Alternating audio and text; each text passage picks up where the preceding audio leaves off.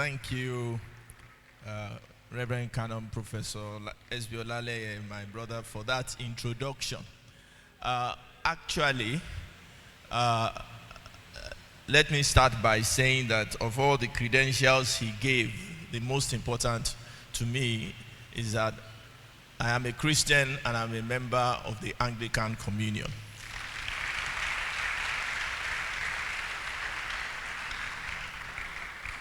I have to make a confession.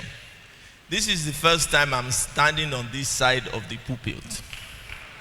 So, whilst I have given several talks to thousands of people, the emotions are slightly different. Particularly when you see so many men with collars who are fathers in the Lord watching you, and you are now wondering whether you are giving a lecture or a sermon. And it is particularly daunting when I see His Grace in the audience. His Grace is not just my bishop and archbishop. He is a member of my family. He's a family priest. And I really hope he will not be taking a scorecard as to what I am saying. But indeed, it's a great pleasure. I am also particularly pleased to see so many men from the community suggesting that this is not an elitist gathering. I will therefore be very happy to interchange Yoruba with English to ensure that my explanations are clear. Let me also say that what you are going to hear from me is going to be quite different from what you think you are going to hear. I have been involved with prostate health since 1991. I have been specifically focusing in urology since 1992. And I first became a consultant in 1995. And I spent 4 years of my life chasing a doctorate in the laboratory studying prostate cancer. So my perspectives about prostate cancer, when you add all that to the fact that I've been back now 25 years from the United States, studying prostate cancer in Nigeria, and all these experiences are different. And therefore, in the next half an hour or so, I will give you an insight into what has been a lifelong journey, and then give you an opportunity to understand the conflicts that exist within the scientific community and within the urology community, which has now been transferred into the public, so that we can give some clarity for reasons I would explain. I am told that my PowerPoint may not get there, so next slide, please. So let me acknowledge His Grace, the Triune God first, for giving me this opportunity. This is the first time, like I said, that I'm on this side of the pulpit. I've acknowledged the diocesan. I must thank the 2025 Diocesan Men's Conference Committee for inviting me. It is a great honor and will certainly be a major star in my CV. Of course, I've acknowledged my brother, and I can see that there are some of my teachers here present, and I hope that they too would acknowledge that they've done a good job when I finish talking. This is my outline. I'm not sure my thing will work because of the, but you can see that it is, because it won't work on the screen. Because I just, that's just to guide me. And I'm going to go through it all very quickly. Next slide. So, the first thing I want to debunk is that prostate cancer is your greatest problem. Prostate and prostate cancer is not your greatest problem. Next slide. Your greatest problem are these diseases. These are far more troublesome to men than the prostate. malaria, hypertension, heart disease, diabetes, trauma in the younger adult men as they run around trying to make ends meet. A lot of road traffic accidents. And they don't look after themselves. Stress, depression and anxiety, particularly in Nigeria's world of today. Chronic kidney disease, the number of people coming down with chronic kidney disease because they are not checking their health at a far earlier time than the prostate kicks in is unbelievable. A classmate of mine nearly died, very wealthy, very, very wealthy. He nearly died. His wife is a doctor. By the time he turned up, he had stage 4 chronic kidney disease. And several other people have died from it. The cancers. Again, they cause more trouble, and I'm talking about the age group 40 to 60 when I say general adult men. And other diseases. Next slide, please. When we talk about the older men, 60 and above, again, heart diseases and hypertension, far more troublesome. Diabetes, again, chronic kidney disease. Now, home accidents. A lot of people are living alone. Andropause, that is, the women, when they reach their climacteric. Men have it as well, when your hormones start to drop. When your hormones start to drop above the age of 40, 50, actually, but by 60, if you don't look after it, then you have issues of erectile dysfunction, which is that you don't have erections as you like. But more importantly, you are more tired. Your bones are more brittle and are more likely to break. Next slide. Again, depression and anxiety. A lot of men are living alone. They have decreased income. Expenses are rising. Pensions are not paid. Leads on to dementia and Alzheimer's disease. And then you have urinary problems. Usually difficulty in urination. You could have that from several causes, which I'll talk about in a minute. And then the cancers, which of course are more prevalent in the older age group. Therein prostate kicks in, but colon and lung are not too far behind. Next slide, please. But what diseases are more likely to kill you as you get older? It's heart disease and hypertension. Again, diabetes. Again, kidney disease, strokes, lung, colon, and kidney cancers. Note I didn't put prostate there. Dementia and Alzheimer's. And of course, obesity-related complications, because obesity makes all this worse. These are the ones that rarely threaten your life in terms of longevity. And I ask anybody who has WhatsApp to go into AI and just type which diseases killed old men the most. You see them there. So the prostate is not a problem. The prostate is a nuisance. It's two different things. It's a nuisance. Next slide, please. So, how do you avoid those things that are more likely to kill you from killing you earlier than you want? Maintain a healthy diet and weight.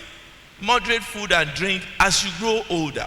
Your body does not metabolize food as fast as it used to.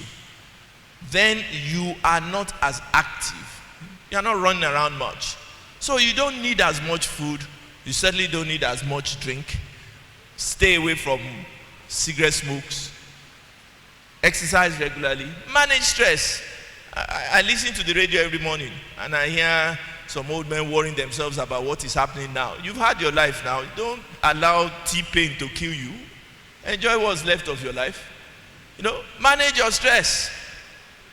Stay hydrated. Avoid dry fasts. When you are 65 plus, I'm sorry to say, like I said, I'm on this side of the pulpit now. Dry fasts will not solve your problem. Dry fast is when you fast both food and water. You can fast food for some time. Water is not allowed. I always say that when you read the Bible, when Jesus Christ fasted for 40 days, when the angels came to him, they said he was hungry. They didn't say he was thirsty. And Jesus Christ knows the difference between hunger and thirst. Because when he was on the cross and he had been stabbed and he had lost a lot of it, he said, I thirst. So it wasn't confusion.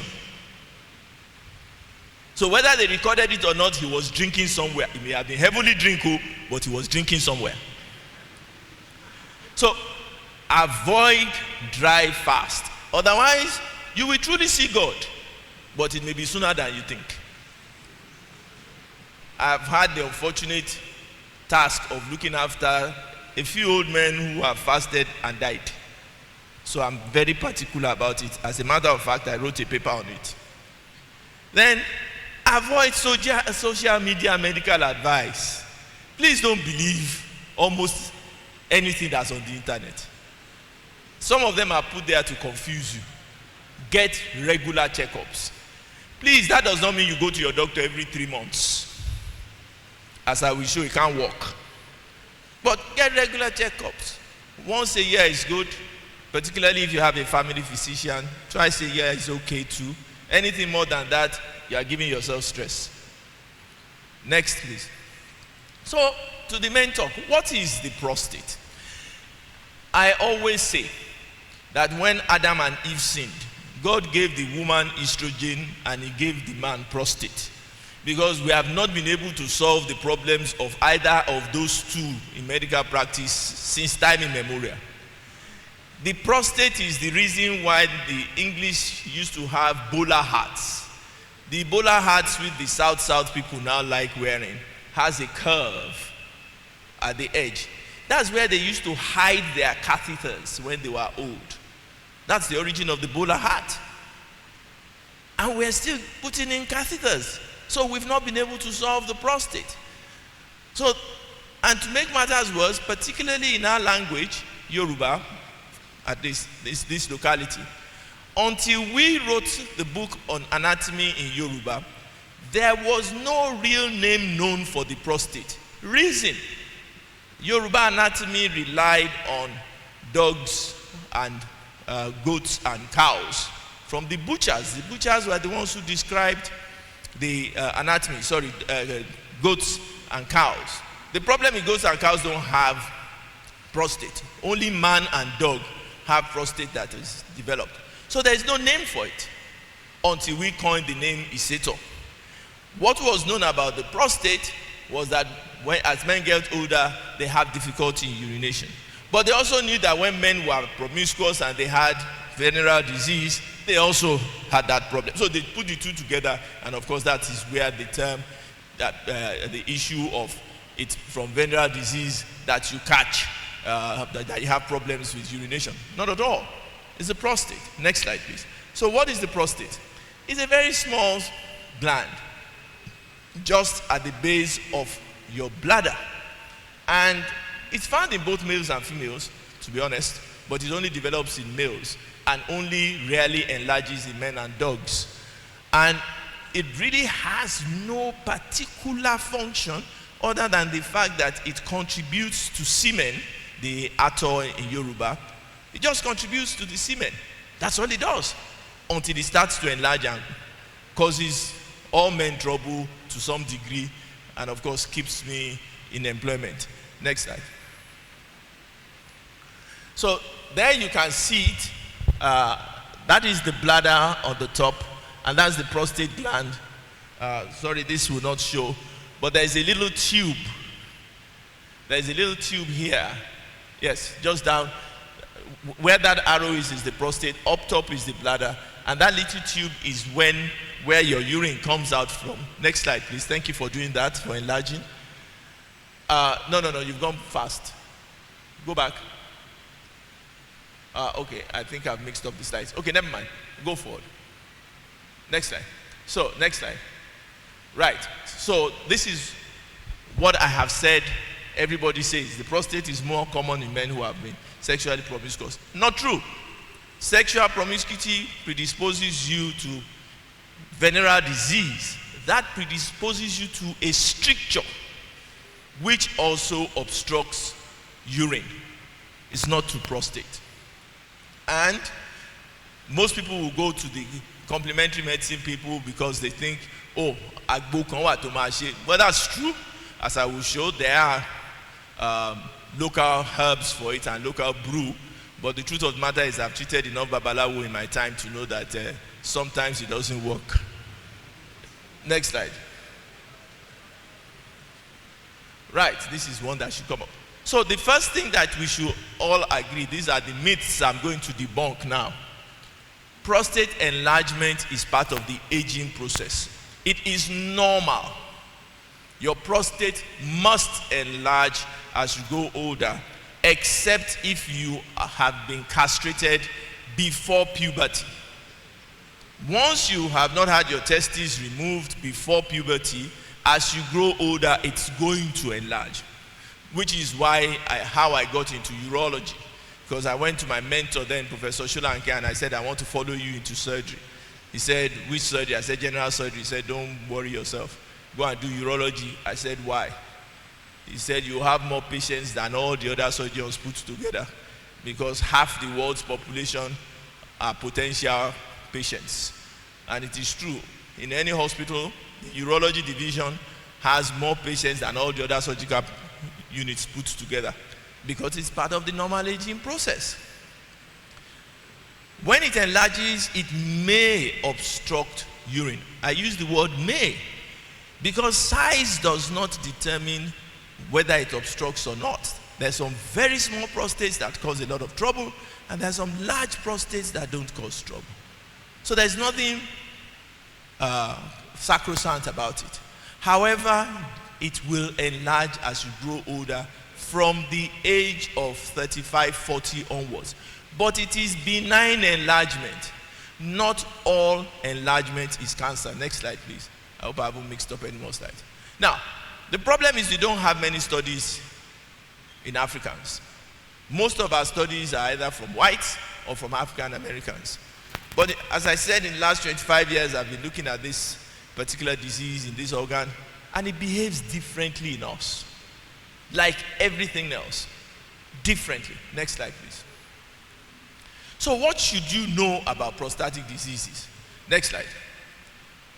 1, it is a spectrum of diseases. It's not one disease.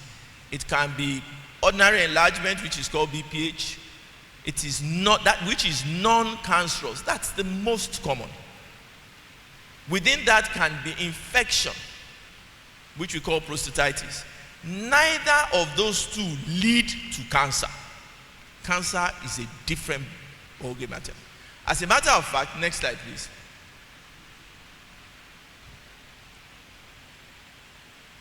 As a matter of fact, most men have all three together in one gland: cancer, BPH, and infection. And we treat them separately. Now, cancer, which is the one that everybody worries about, is the most common cancer worldwide in men. And I can see you saying, you said it's not a problem. Well, the reason is that it's not a problem is that if you live long enough, you get prostate cancer, as I will show. And prostate cancer doesn't kill most people. So it is not listed as what will cause a decrease in your longevity. But don't forget what I said. It is a nuisance. So, because it doesn't show up itself early, many present late. And most men live long with the disease. Prostate cancer kills only between 7 and 17% of sufferers. Most other cancers kill 100%. I repeat, prostate cancer will kill between 7 and 17%. Whereas, if untreated, that is untreated.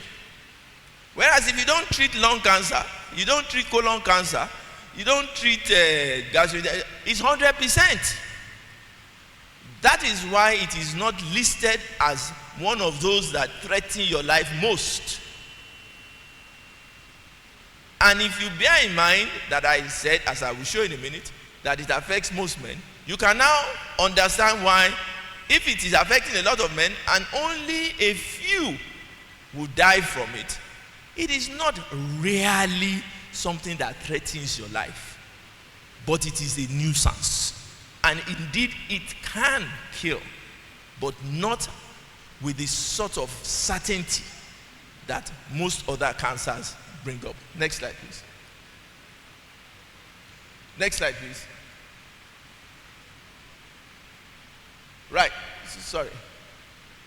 I mentioned this. Next slide. Now, we shall come to PSA. All three of these, prostate cancer, prostatitis, and BPH, can cause a rise in PSA. But I'll talk more about PSA now. Next slide, please. So, how does your prostate present? It presents when it holds your bladder, and you suddenly, sometimes most people suddenly wake up and they can't urinate. But most men notice that there is a slowing down of urine from the age of 50, 55, 60. Starts to slow down in most men. And some of them would see blood in their urine, and some will see effects of urinary tract infection. Those are the common ways in which it presents when it presents. Next slide, please. Next slide, please. But please note, there may be no symptoms, both for the ordinary enlargement and prostate cancer. There may be no symptoms. And I say, thankfully, there may be no symptoms, because Nigeria is supposed to have 250 million people. If half of them are men, that's 125 million. If only 10% of them have prostate cancer, have prostate diseases, that's 1.25 million. Nigeria has roughly 60 urologists to treat 1.25 million men. Can't work. So we thank the Lord that it doesn't present in all men. Right. So there is no difference between how each one of them presents, hence the anxiety. But prostate cancer can present with back pain, sudden loss of ability to walk, and weight loss, which is about typical for most cancers. Next slide, please. For BPH, that is benign enlargement, only 50% or less require treatment. And of those that require treatment, most of them respond to drugs, we thank God. Only about 10% will actually require surgery of some sort. But most will respond to medication. Just take it once a day for life. That's fine. And there's some local brews, as I will show, that also work, thankfully. Now, I can tell you that if you adjust your diet properly, it also works. I'll tell you about that in a minute. And when we are going to operate, now this is where I now start debunking some rumors, because there is this idea that there is some modern way of treating even benign prostate enlargement, laser, endoscopy, robotic. People come to me, and that's why I said be careful what you believe in social media. What determines the best kind of treatment for you is the size of your prostate, the skills of the surgeon, and how well the environment can back you up. Where they discovered and they developed this new treatment, particularly laser, their glands are like agbalumo. The glands most African men are carrying around is like agbon. You cannot treat agbon with the treatment for agbalumo. I repeat, it is how large your prostate is that determines the best treatment for you. Some of the instruments we use to do prostate surgery is the size of this pen. Like most of you have pens. Can you imagine trying to remove a coconut with this pen? Doesn't work. They didn't make it for us.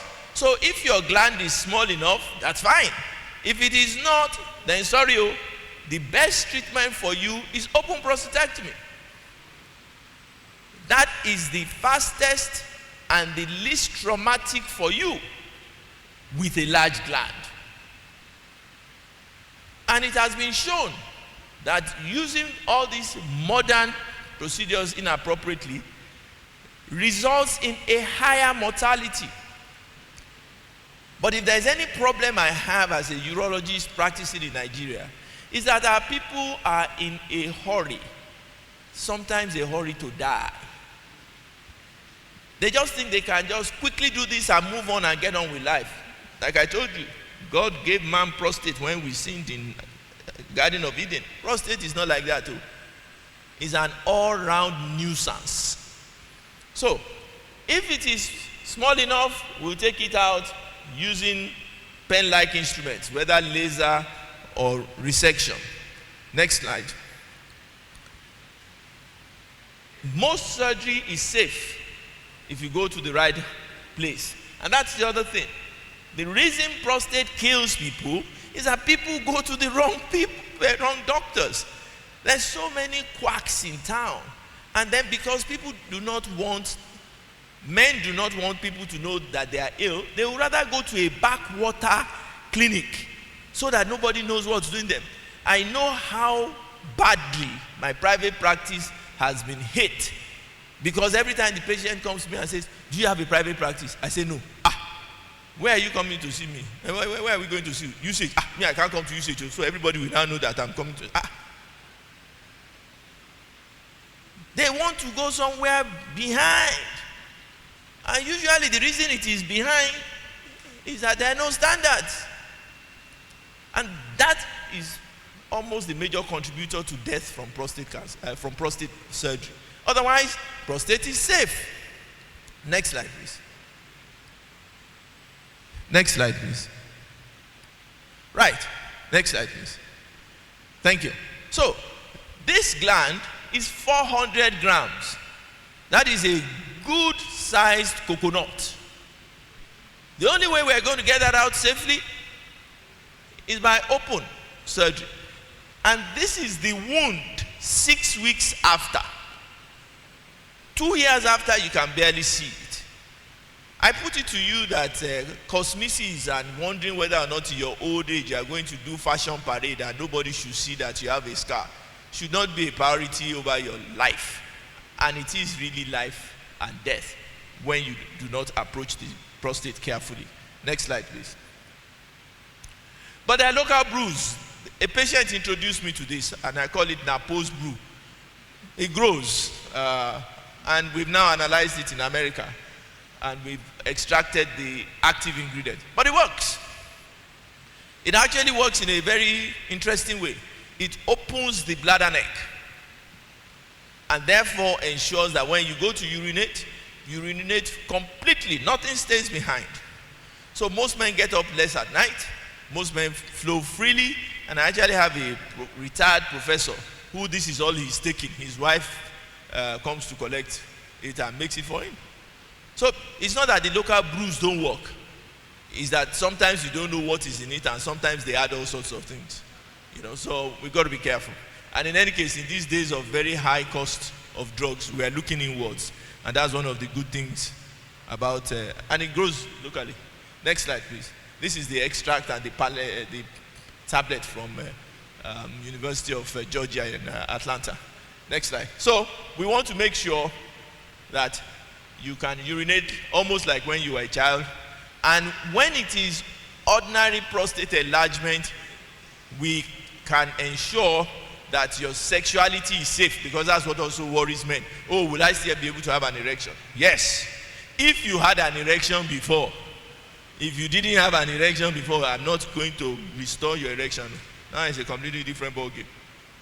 Next slide. Right. So, next 10 minutes, and I'll be done so we can take questions and answers on what I know most of you want to hear. What should you know about PSA and the detection of prostate cancer? Next slide. PSA is prostate-specific antigen, i.e. a particular index in blood that is specific to the prostate.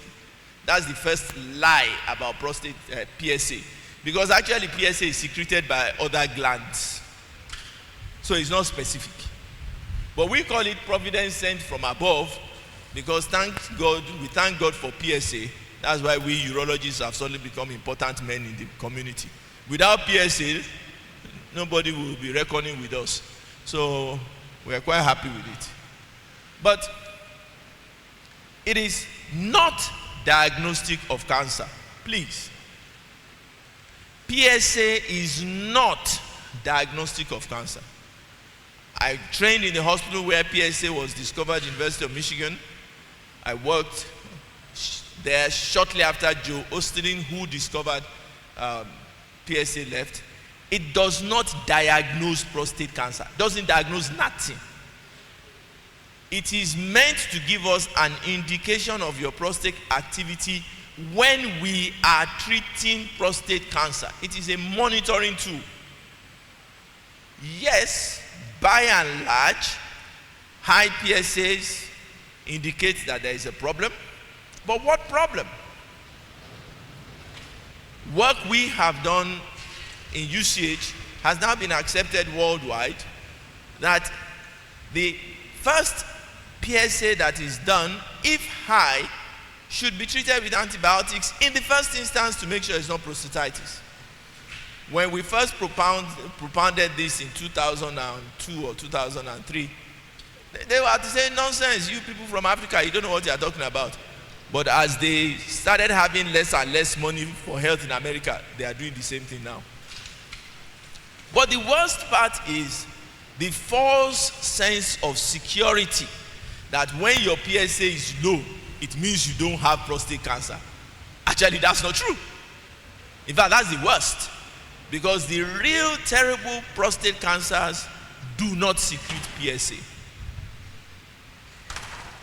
So we have PSAs of 1.5 in men with prostate cancer. Indeed, we're about to publish a paper of 5 men who are young, whose prostate PSA was less than 4. The highest was 3. And they all had bad prostate cancer.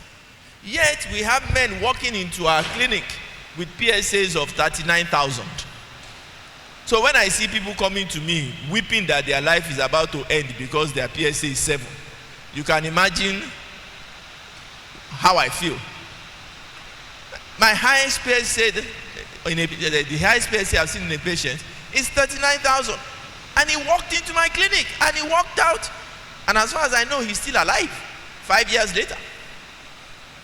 And I've seen everything between 1.5 and 39,000. So please, don't hang your hat, as the English will say, on PSA. So all these fastidious, I must do my PSA, I must do my PSA, I must do my PSA. Know what your PSA is about. And I'll come to that in a minute. Next slide. Like I said, it is best used to monitor disease.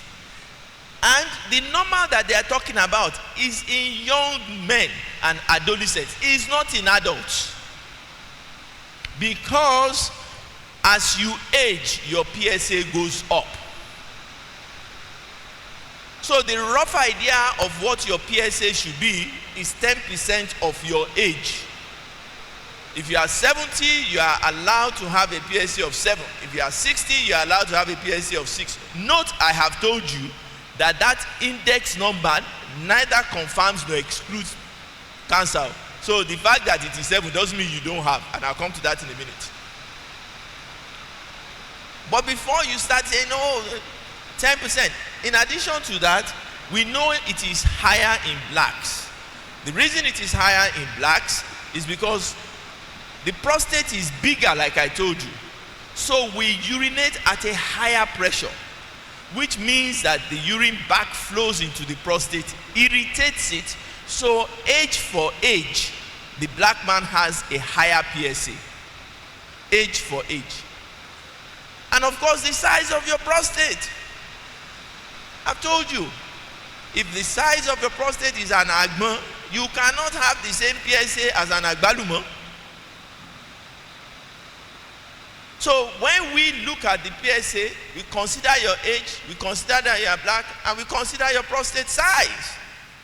Again, your PSA level is roughly about 10% of your gland size. So if somebody has a PSA of a prostate gland that is 40 grams, he's allowed 4. If you are 400, you're allowed 40.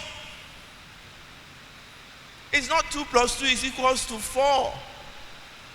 Thankfully, otherwise I will not be in employment. And of course, BPH and cancer can contribute to it. Next slide, please. The presence of infection, like I said, is the greatest confounder. We had a patient with a PSA of 524, which is why we reported this in the Journal of Urology in America. And we gave him antibiotics. It came down to 2.3.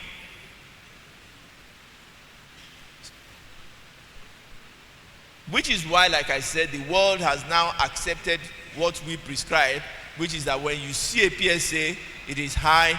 First of all, give specific types of antibiotics and also drugs to make sure that the patient is urinating well, and repeat the PSA. It is only when you repeat that PSA and it's still high after 6 to 8 weeks that you know you got to do something about it. Next slide. But of course, best option, go to a urologist. What you should know about prostate cancer, and I'm coming to the end of my talk. Not all prostate diseases are prostate cancer. I've mentioned that. PSA testing does not detect all prostate cancer. I've mentioned that. High PSA does not mean prostate cancer. I've mentioned that. Low PSA does not mean no prostate cancer. I've mentioned that. Next slide. Next slide, please. Okay. Early testing does not prevent prostate cancer. That's not what it is. So I see a lot of men running to do PSAs. Please continue, because you're going to come to us, so we too need to cope with the economic situations. But in reality, as I will show in the United States now, below the age of 55, you are not expected to do your PSA test. Why? For you to detect one prostate cancer, you need to test 10,000 men. I repeat, if you take men who have no problems, for you to detect one significant prostate cancer, you need to test 10,000 men. What is worse or better? For you to actually save a life, you need to treat 1,000 men.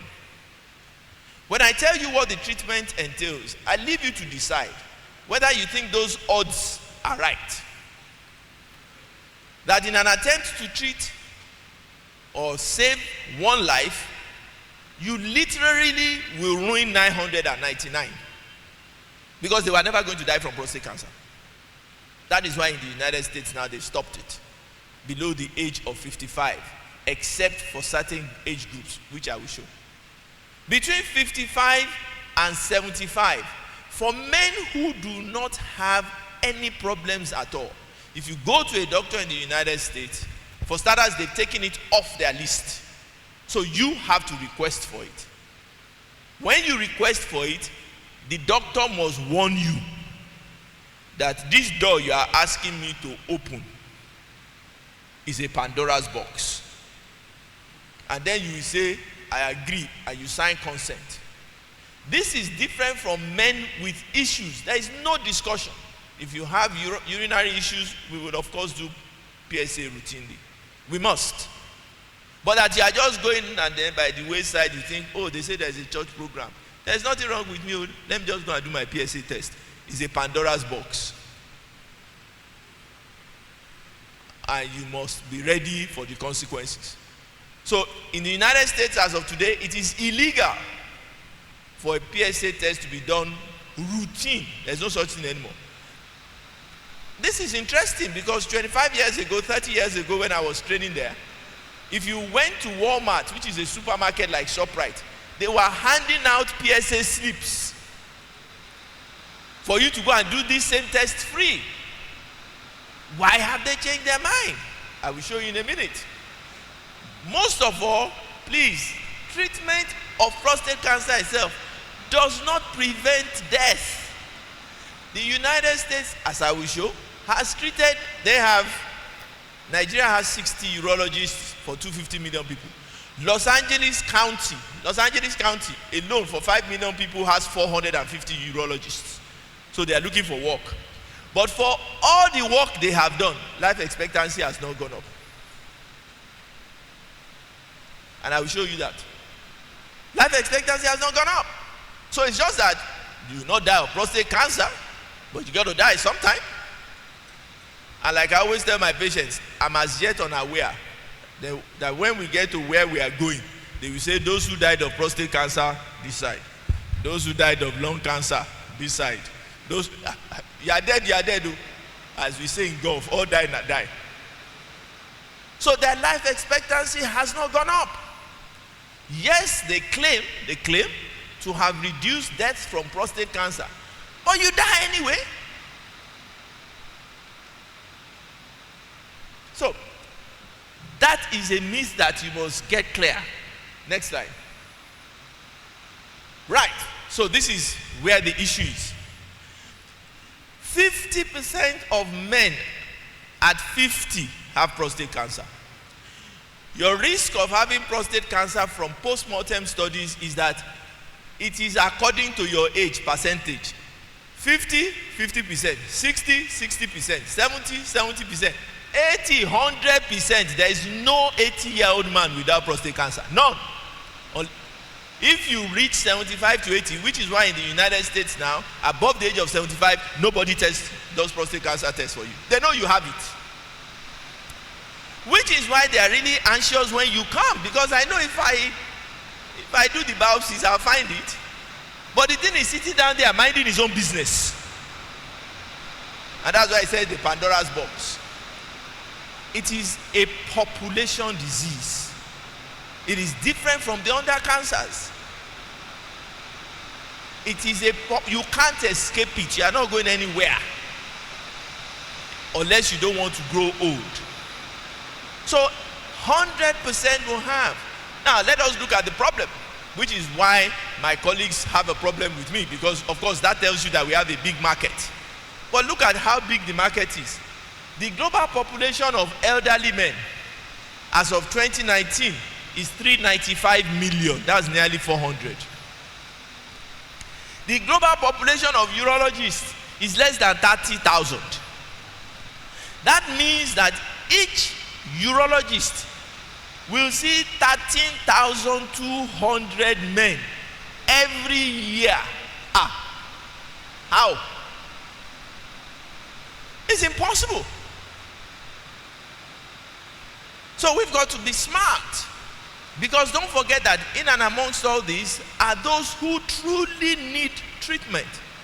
So where do I have time to be treating anxiety and PSA and all that? Because within this men, there are people who truly require assistance. And effort should be to determine who really needs treatment. Not that somebody just thought he was jobless and he went to do PSA somewhere and somebody has said, oh, if you don't do it, no, you are looking for trouble. Next slide. What is worse?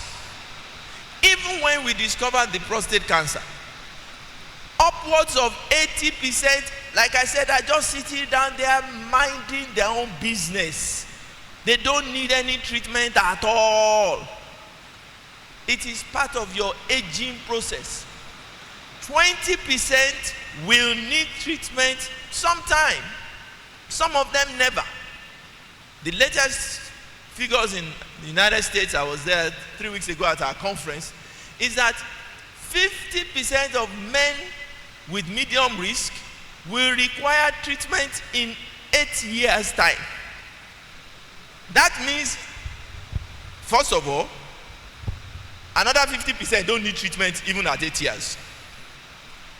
But more importantly, even the 50% that require treatment in 8 years have had 8 years of freedom from treatment.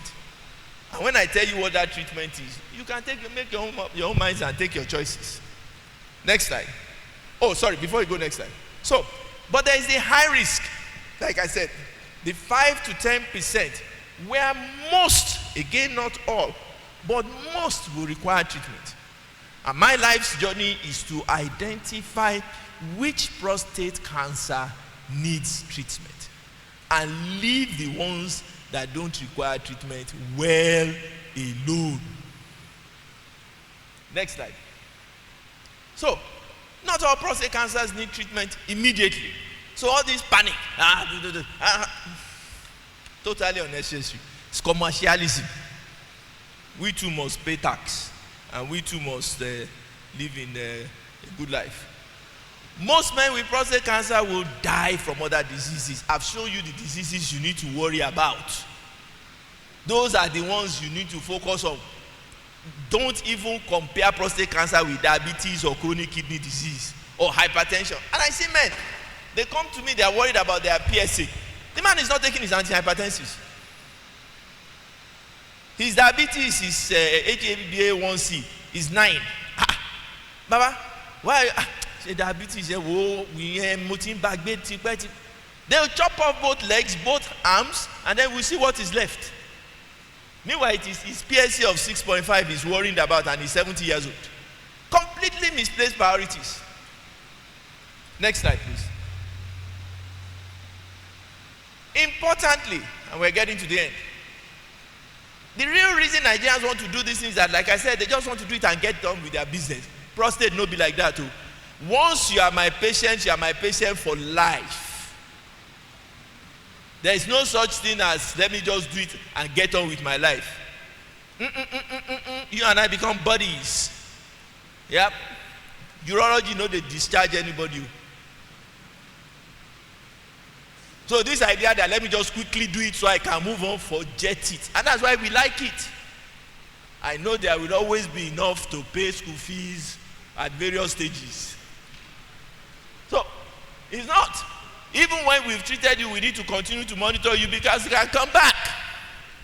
Which is why, like I said, in America, they will counsel you. Are you sure you want us to open this door?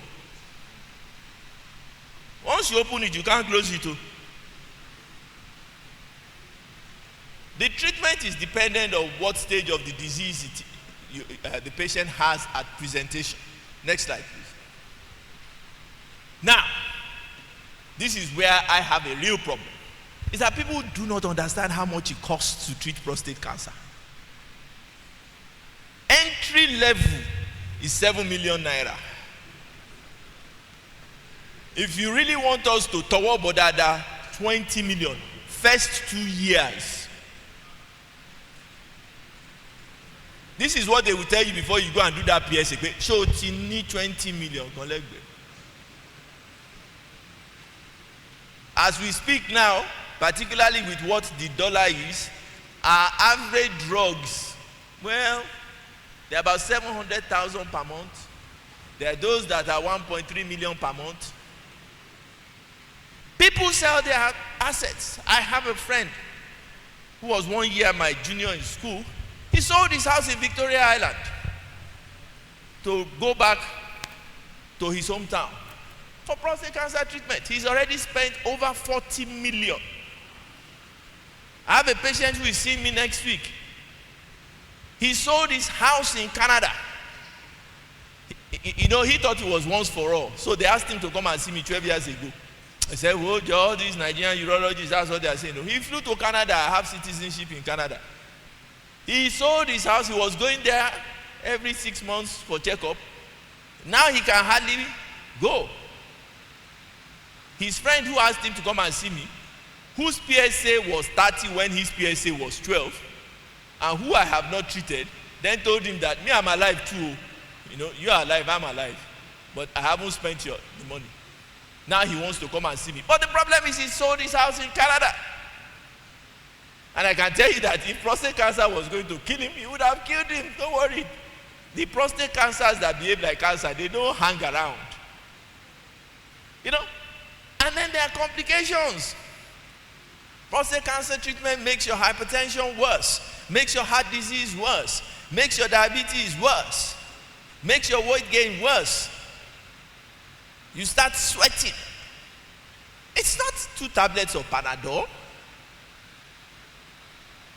The treatment itself can kill you. In fact, inappropriately used will kill the patient. There is a drug we were using when I was in school, in UCH. And we used to say that prostate cancer kills people within 2 years. It took a study for us to know that it was the drug that was killing the patient. It wasn't the disease. Now we have reduced the dose. The patients are living longer. So the treatment is not fun and should be reserved for those who need it, so we can concentrate our efforts. Not that you just feel that, oh, you know, by the way, let me too go and do it. And then, of course, say bye-bye to erection and libido. Gone. So certainly it's not for young men who still have a family to raise or a family to make. Next slide. This is just a repeat. Next slide, please. Right, this is what the United States and my colleagues will show you. They will show you that blue line on top and say that since they started treating prostate cancer, death has come down from prostate cancer. Metastatic prostate cancer. That's true. Next slide. Next slide. But look at this slide carefully. If you can just enlarge it a bit. Look at this slide carefully. Too much. Yeah, the second, the black line, can you just focus on where it says prostate? Back. These are all different cancers. Move back. Can you see prostate? Now, if you look at it, they will tell you that it has come down in terms of death from prostate cancer since they started doing PSA screening. That is true. What they don't show you is, reduce it again, please. Keep an eye on that line. Is that if you look at that line, if you look at the beginning and the end, they are the same. So before they were doing PSA testing, that was the number of men dying. Then they say it went up. The only reason it went up was that they were testing. So they were finding out more and making more diagnoses.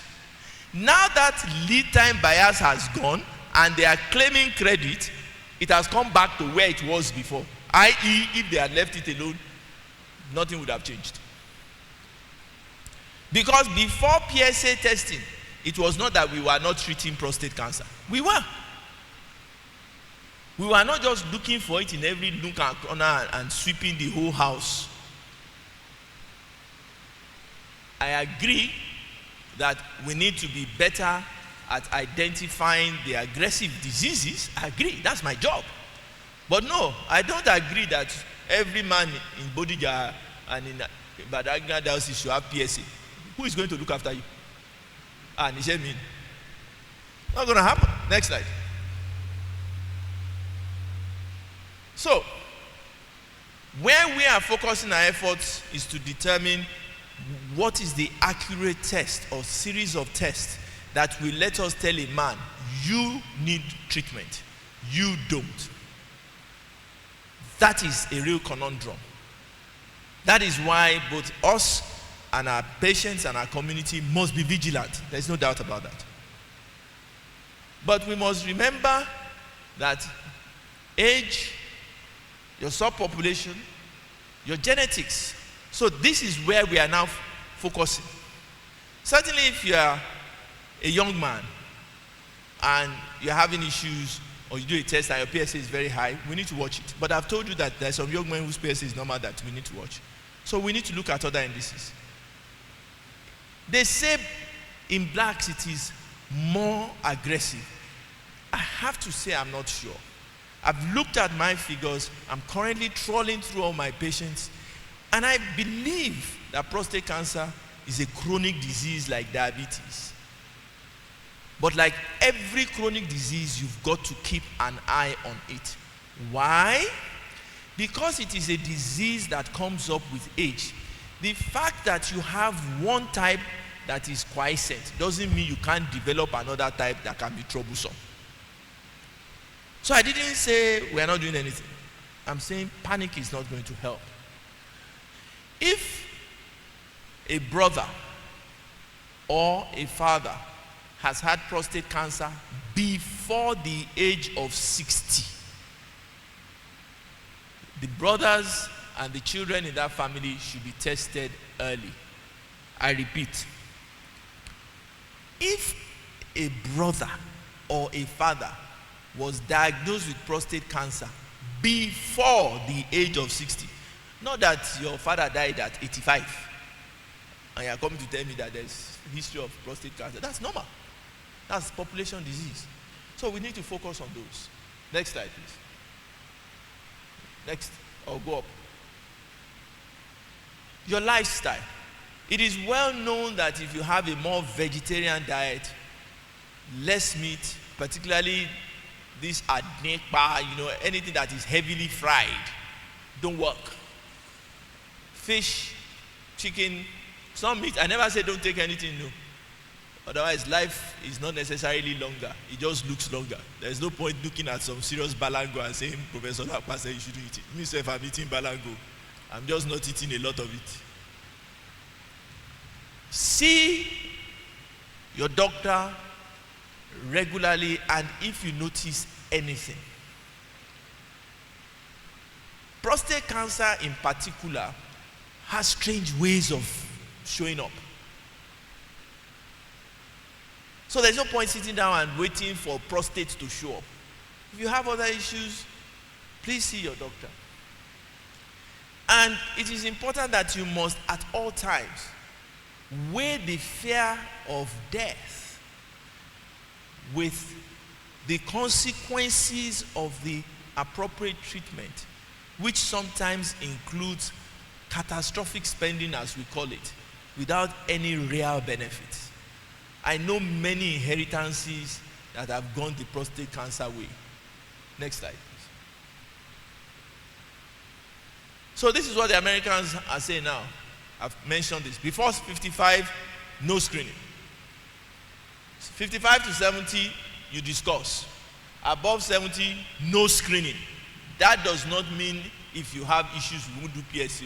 But screening, because we know that it is unlikely prostate cancer will kill anybody before 10 years. That does not mean it cannot, but on a population scale. And we must always deal with population. We believe we will single out those who really require aggressive treatment. But when you say screening, it means everybody here. If 10% of the people here have high PSA, me, I'll go on holidays. Because I don't know who is going to see you. It's a lot of work. So we don't look for what we don't require. At the same time, we have to pay attention. Because what then happens, as I will show, is that actually the reason I don't say don't screen at all is that our men don't go to hospital anyway. So sometimes outreaches like this, which I participate in as well, is the only opportunity we have to get them to come and tell us, oh yeah, by the way, since about 3 years ago I've been having problems. And you sat in your house. That's not what I'm talking about. Next slide. So this is the cost that has moved. But look at this side. $96,000 in 3 years in the United States. With us, it's $6,000 at our best efforts. You first of all drop $38,000 for first line treatment. In short, it is very expensive. Very expensive. The imaging we will do, CT scan, MRI, will both set you back about $400,000. By the time you do biopsy, in the best of hands, maybe another 100, 200,000 before we even start talking. Next slide. So, what are the options available when we think prostate cancer has not spread? Nothing is most likely what we'll do if the patient agrees. But most of the time, we would rather continue monitoring you. We never say go away. Surgery and radiation therapy is there. Surgery for prostate cancer, as of now, is between 15 and 20 million. Radiation therapy is between 12 and 18 million. And the others are a little bit more expensive. Next slide, please. When we are going to do what we call systemic therapy, those are the ones I'm saying will cost you anything between 300 to 1.2 million per month, depending on what we can get, because again, we import these drugs. Next slide, please. Most of the times our patients, because they can't afford the cost, will opt to have their testes removed, which is what the other medications do. That is about the cheapest. But the problem with that is that for those who really require treatment, we are only doing that as a start. Most will require to go on to other treatment later. But the specifics of how you treat each patient depends on how the disease behaves. I must say that, like I said, if you treat it like a chronic disease, it's not as expensive as if you are throwing everything at it, which is what tends to happen in some other clinics. Next slide, please. So these are the costs, as I've told you, in dollars. You can just multiply it by 1,600, because in Nigeria it's the same. Why? We import all the equipment. We don't make any equipment here. So the only person who you are not paying a lot for is the urologist. But the robot has to be brought from America now. The laser has to be brought from America. The instrument is brought from America. So it's the same cost. Next slide, please. So what should you do now? Well, you can't prevent prostate cancer. It's an aging process. You can't. Just accept that. But you need to accept that you need to be observant. And you need to go and see your doctor regularly. And he will decide whether or not you need to see a urologist. No smoking. Maintain a diet. I mentioned that.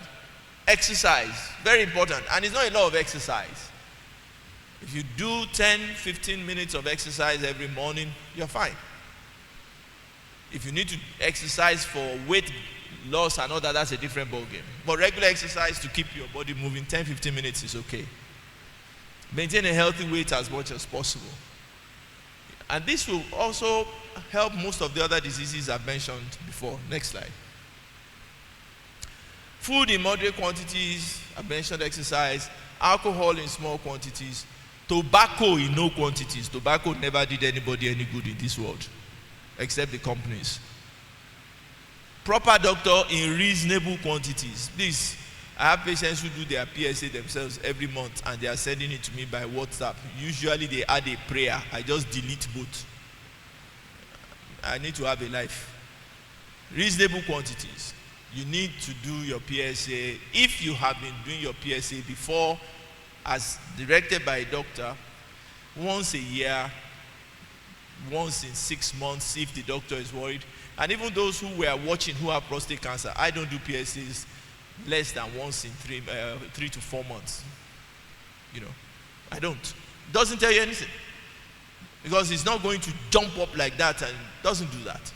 If it does that, you need our fathers in the Lord, not a doctor. I take your medications in moderate quantities. Yes, I put this there because people take medication from all sorts of people. They will take mine, they will take Baba Alagbo, they will take this one that their brother brought from America, this one that their sister sent from Australia, their auntie sent this one. And the truth of the matter is that if you are lucky, they cancel each other out. But what most of them do is that they potentiate each other because they usually contain the same things. So instead of taking one aliquot, you only find out that you are taking times 4. And of course, most patients will not declare this when they come to see the urologist. It's usually when there is a complication that they tell us. Next slide. So, like I said, the reason why we cannot cancel or talk against outreaches where medical checkups are done, is that men don't like going to the doctor anywhere in the world. Anywhere in the world. So when we get an audience like this, it's important that we address it. Next slide, please. They would rather go to all these people, as I mentioned. Yemkem, all sorts of agbo that they come to me, some in a bottle, some in a nylon. Doctor Shimulema Lele,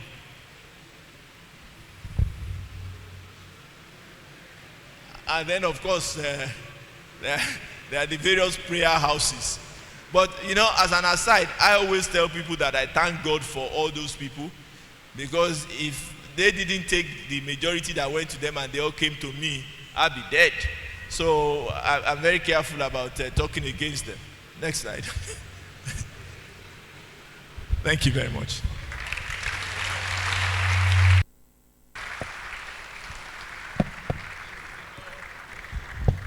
Praise the Lord.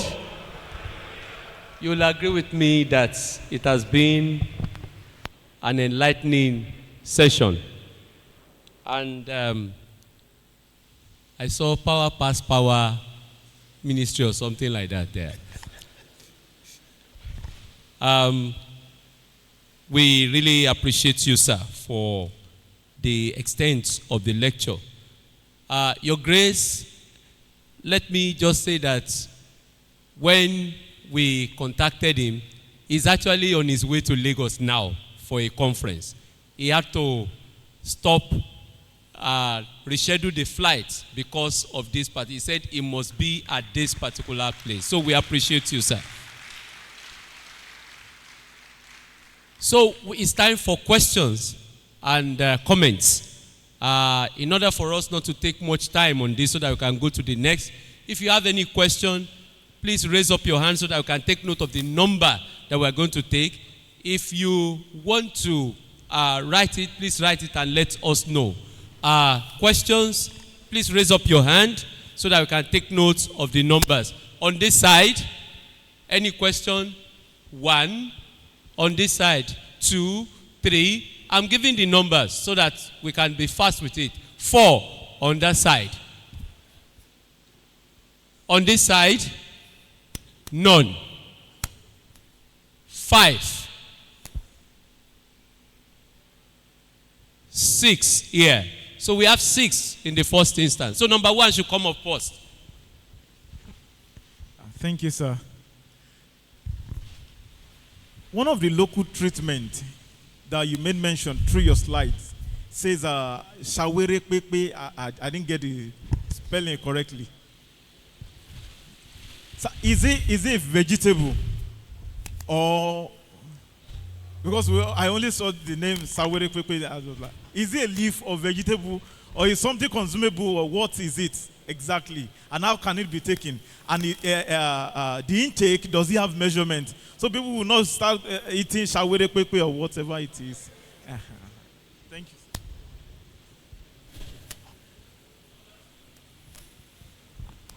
Thank you, sir, for this factual talk. I want to request, mine is not a question. Is it possible for us to have your document, the PowerPoint, so that we can print out to restudy, because it will be advantageous to us to go over it again? That's just my request. Thank you.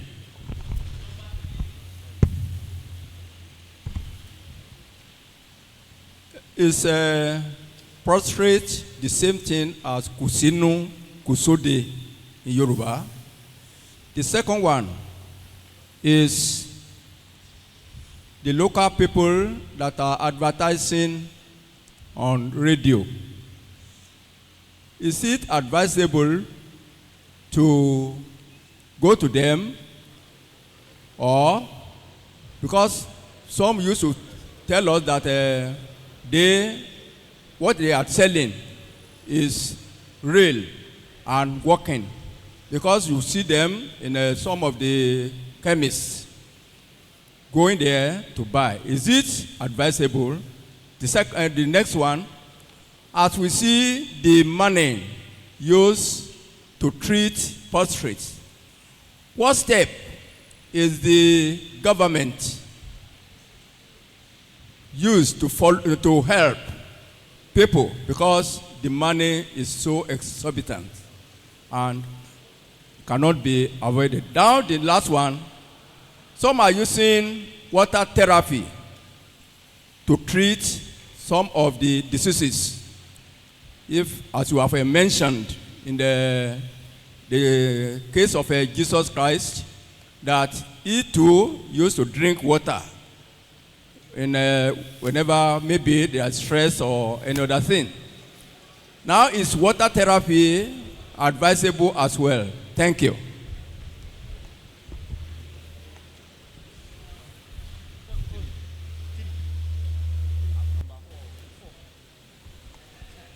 Yes, sir. My first question, sir. Does circumcision of male child has anything to do with the later years of prostate issues? Question 2. Having been informed of the costs of treating prostate cancer at any level, can we have more information about the herbal treatment or prevention of it using herbal drugs?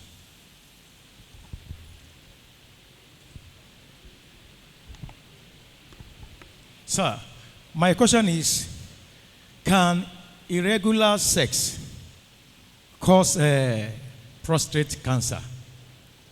Like people used to say that when we grow older, you know, when there is not I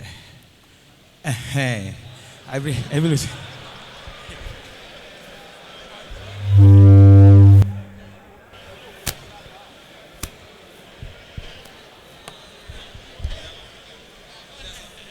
Are you calling me now? Six. Permit me to sit down.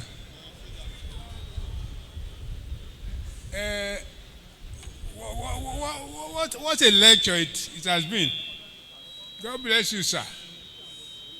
My question is, what is the relationship between prostate cancer and prostate enlargement? Do they what? Will one of them lead to the other?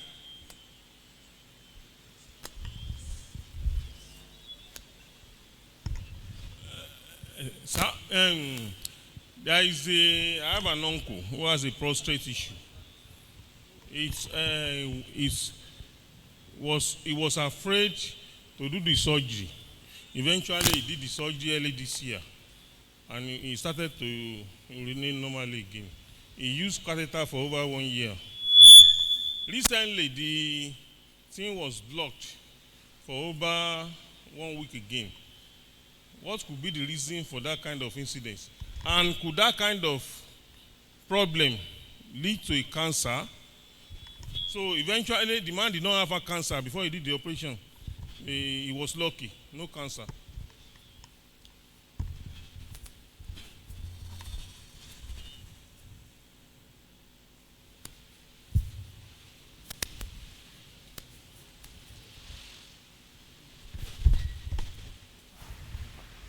Perhaps I should just quickly. My question is that concerning the prostate cancer, there are some herbs or fruits that we can eat.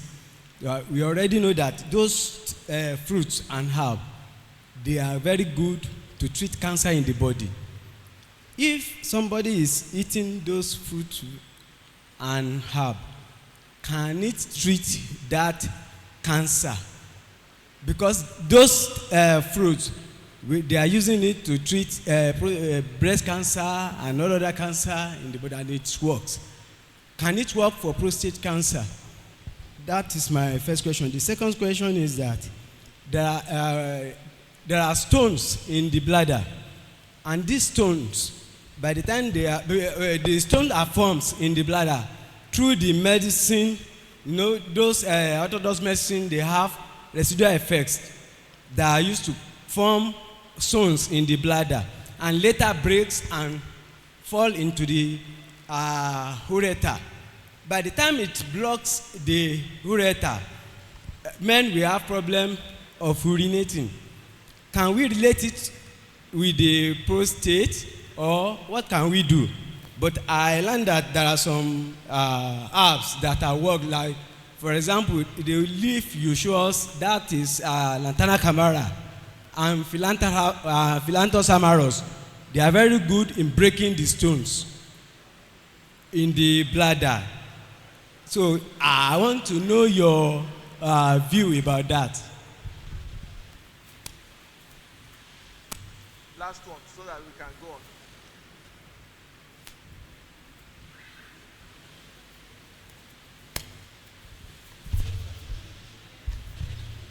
on. Thank you. I'm so proud of you, sir. I think the summary of what you said is that we should not be worried about prostrate.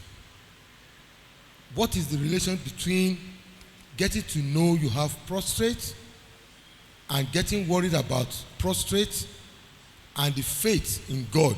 Because as at now, at this age, you said it many times that we don't need to be worried about going for prostate tests. We have just to believe that at our age, at 60, you have 60% of being diagnosed for prostate. 80 is 100. Then why going for prostate or whatever? Many people are 100, but I believe that they don't have signs of prostate. Should we put our mind and faith in God and just accept that we don't want to open the Pandora box?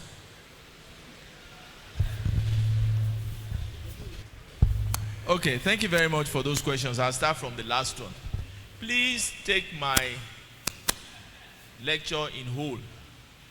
Like I said, the greatest problem we have is that we as Nigerians, we like compartmentalizing things. I started off by showing you the diseases that would affect your health, particularly as you grow older. I showed you diseases that would threaten your life. And I showed you how you could reduce that. One of which was for you to make sure you are regularly tested. What I then went on to say was that panicking about prostate cancer is truly a waste of time because it is a population disease. But what we need to do is to find out who needs treatment. And that starts by you being observant to notice anything different from what you've known before, maintaining a healthy lifestyle, and seeing your doctor regularly. I didn't say you shouldn't worry about anything.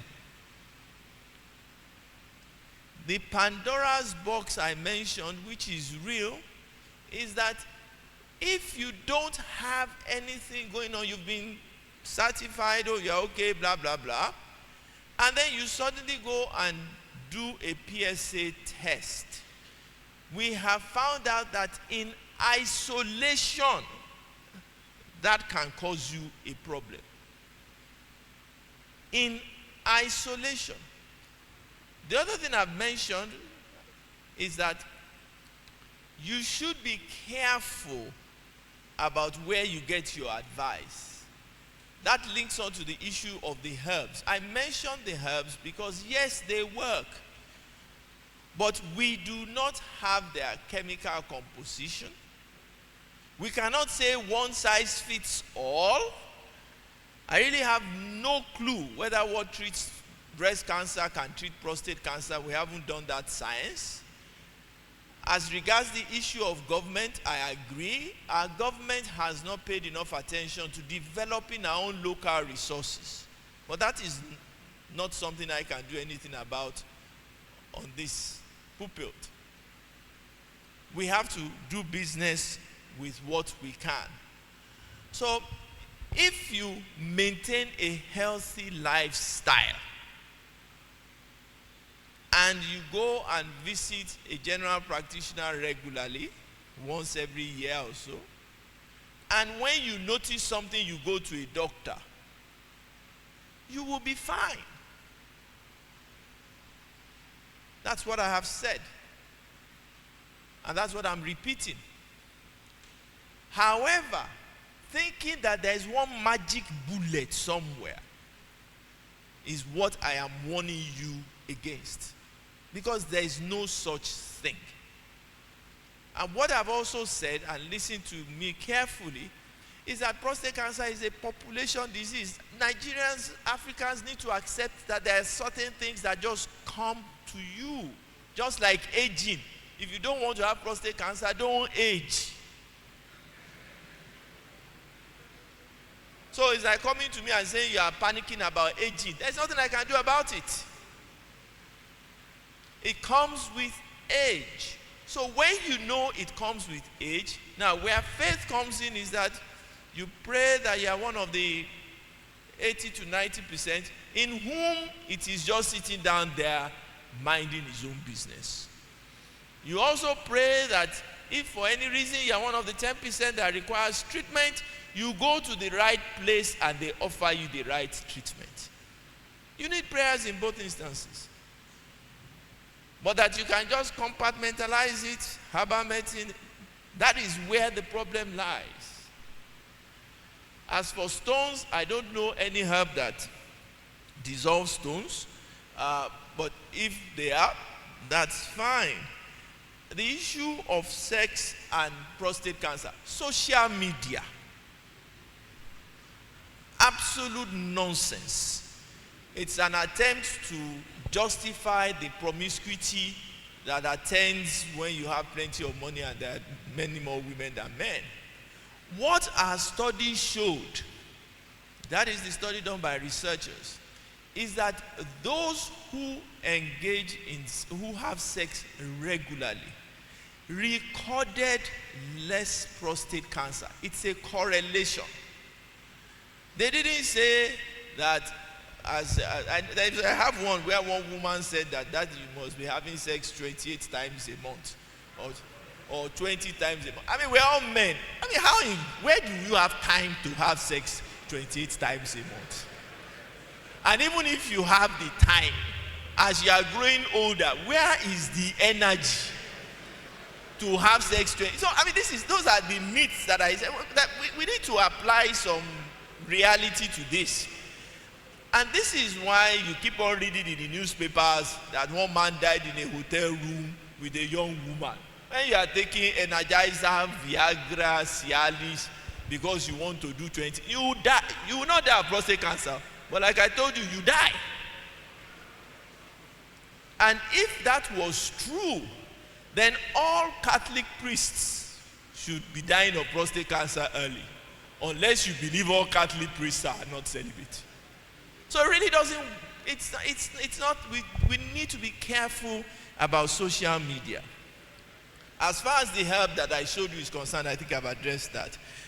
The slides, I will make it into a more presentable thing. Water therapy, thank you for asking that question. Please, as you grow older, your kidneys do not work as well at night. If you drink water therapy at 10 p.m., you will not sleep or don't come to any urologist. Whatever goes in must come out. Don't fast does not mean drink all the water in Obadam. And let me also warn you about water therapy, because Nigerians are such black and white people. I really love us. If you drink too much water, your brain will swell. That in itself kills. I've written about it. Too much water, anything excess can kill you. I published 2 cases. They said they should drink plenty. They drank plenty. So, please, everything is in moderation. And as you grow older, by the age of 60, 70, you should not drink after 7:30, 7:30, except you are thirsty. All your drinking should be during the day. Otherwise, you would not sleep at night. Circumcision and prostate cancer absolutely no correlation.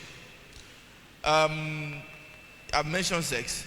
Prostate cancer and prostate enlargement. I mentioned it, sir. They are different. One does not lead to the other. They occur together.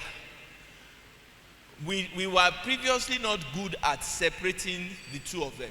And that's why I use the term ordinary enlargement to distinguish it from prostate cancer. So they don't come together. As regards the patient who had prostate surgery and has gone back into retention, first of all, it depends on the kind of surgery he had. Secondly, it depends on how well they did it to some extent. And thirdly, it depends on what his bladder was doing. So he should go back to the person who did it and have that fixed. I think that's what impact does heredity and genetics play. I mentioned that genetics plays a part. Genetics plays a part if a father or a brother had prostate cancer before 60 years. It's only then that we talk about familial prostate cancer. Before 60. And I think that's about it, and I think we'll stop.